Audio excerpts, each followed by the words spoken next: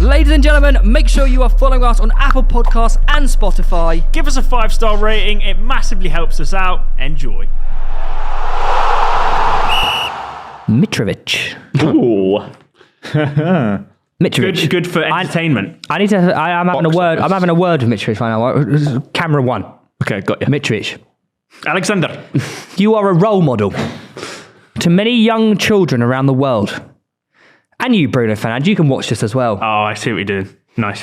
What you did is unacceptable. You cannot lay your hands on a referee in that manner. You got in his face. You shouted at him aggressively. What do you think when these kids at home are watching this? Do you think that's acceptable? Do you think they see that and say, "Wow, Mitrovic, my hero, is going to do that. Bruno Fernandez, my hero, is going to do that. Let me do that to a Sunday League referee who's getting paid £20." Huh? Embarrassing. Embarrassing. And if the referee department, what are they called? PMGOO. If they don't do anything about this, if they don't do anything about this, they're embarrassing. Bruno Fernandez should have got a retrospective ban. Mitro hopefully will. I think he will. And if they don't, sack them all. Do you know what I think's happened? Is I think that PMGOL have realised that they made a mistake with the Fernandez one. I agree. A monumental error. They've cracked down super hard on Mitrovic because there's rumours of a 10-game ban. So it should That's a joke. Yeah. Nah. No, I back it. I completely back you it. have to set, you have to set the thing is, for the first person to do that, you have to set a precedent where But he's not. My problem is if he gets a 10-game ban and Bruno Fernandez, they looked at Bruno Fernandez's incident after the game. But they've made a horrible mistake. But it's sunk cost, isn't it? Why should Mitrovic then get potentially double the length ban because they messed up and Bruno Fernandez didn't get a ban? Well, the problem is you can't do that. Bruno Fernandez should have done it, and they completely messed it up, and that's their issue. But Mitrovic should now get the ban because, mate, I'm not being funny. Go on. So many kids are going to start doing I think it's acceptable to do it. They will. They will. No, what's your logic? You're saying because Bruno didn't get sent off, we should have let Mitrovic get off the hook. No, he should get a 4-match ban, but he shouldn't have like a 10-match ban because they're trying to make an example out of Mitrovic when they could have made an example out of Bruno within the same season. There is still time to make an example of Bruno. Yeah, there is. Why not do it retrospectively? Yeah, but they've already investigated it. I also think there's Mitrovic is being discriminated against because he's a big, scary Serbian.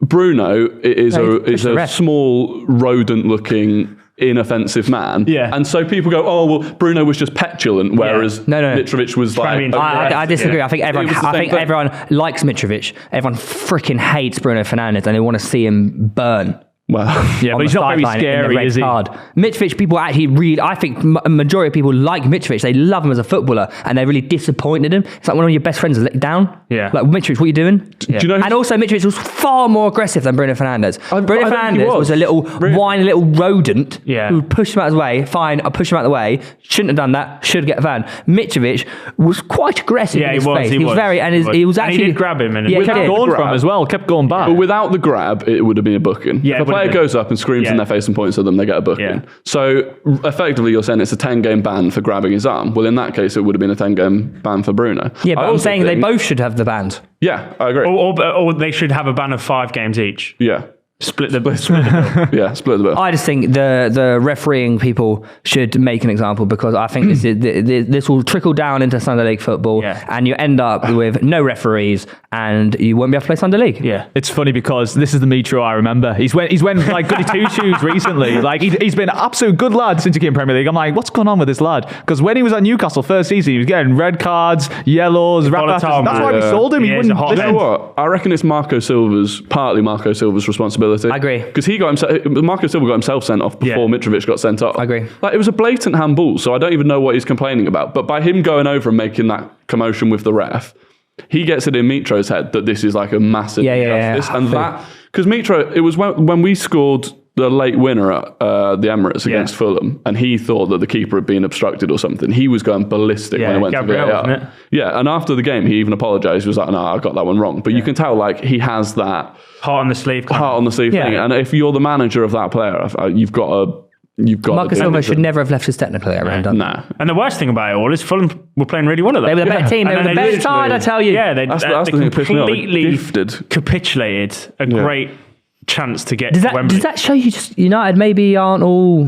No, they are gettable. Yeah, 100%. Fulham were by far the better side, and then it went down to 9 men. Yeah. In a minute. Yeah. Do you know what I blame? I blame Jadon Sancho. Why? He should have just scored. Well, None of this would have happened. That's another thing with the red card. Should Willian have been sent off? Because I think the shot was going wide. And if it's going wide, it's not a red card. That shot, if you watch a replay, it's in line with the post. Yeah, it's curling away. What? And if it's not going in, it's not a red card. Watch it back. Watch it back. I promise you, watch it back. It's clearly going in. Watch it back. I think what Roy's saying is there's no guarantee that it would have gone in. The only way you'd be able to tell if that went in is if William wasn't there. What's going in? I don't think it was going in. It looked like it was bending if wide. one person thinks it wasn't going in and two people think it was going in, it's not 33% of people. No, but even if debate it's about it. Don't say it. even if it's not, send them off. You can't be setting a precedent that like you can. You like that word now that we've said it. I know you can't be setting a precedent that you can be like, well, technically it was offside, ref, so I'm allowed a handball if a yellow. No, get off. Yeah. No, less of that. Get out. Get out. Does this mean Mitrovic is now banned in the Premier League as well? Yeah. Yeah, that's if he gets a 10-game ban, he's out for the season. That is not good for Fulham. There's peak times for Fulham. That's outrageous. They deserve better than that. Yeah. But you know what? Game's a game, man. Game's a game. Don't do that. Don't do that. Don't do that. Don't do it. It's not nice. What about Bruno Fernandez though? He actually played quite well, annoyingly. But he's one of those people that the moment there's weakness in opposition, he just goes for the jugular. He's the same as Salah in that kind of vein, that when they're hard to beat, he isn't as good as when they're gettable.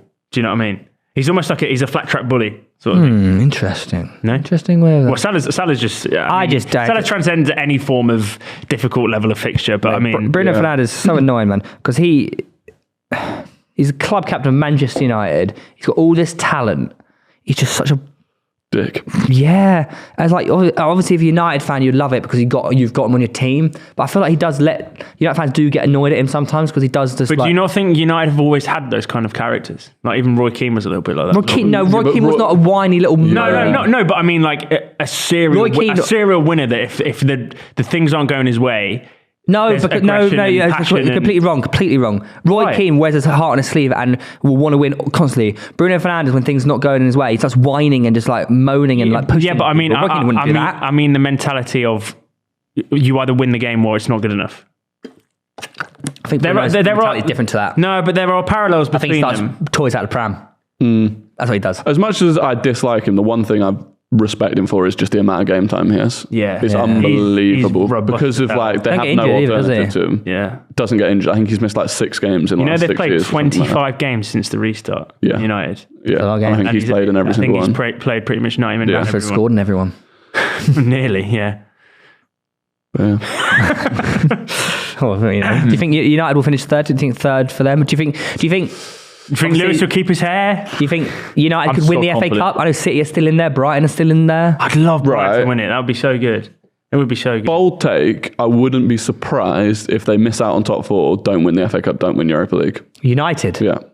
But they It wouldn't surprise me. They just come away with one trophy. Yeah. After the After all that. Because they're trying to go for all of it, and it's one of those that could end up going the complete opposite way. Even in the running, if they make it past Sevilla, which they probably will, I think they've got to play Juventus twice within the final 2 or 3 weeks of the Premier League. If they're in a proper top 4 race, though, Yeah, got to go away to Italy. Yeah. Whenever teams, I don't know. I think it's risky what they're doing, and I think without Casemiro for the next 3 games, I could see them not winning any of the next 3 Prem games against Everton, Brentford, and Newcastle. Without Casemiro, That would be a At disaster. St James's Park as well. It would be a disaster for United. Yeah. Realistically- He's back for Forest, isn't he? Yeah, it's back for Forest. Oh, But realistically, yesterday they looked so weak in the midfield without him. Yeah. And they're coming up against 3 teams with very strong, well-drilled midfields. They don't pick up a single win in the next 3. Newcastle, Spurs, and potentially Brighton are going to be all over them. Yeah.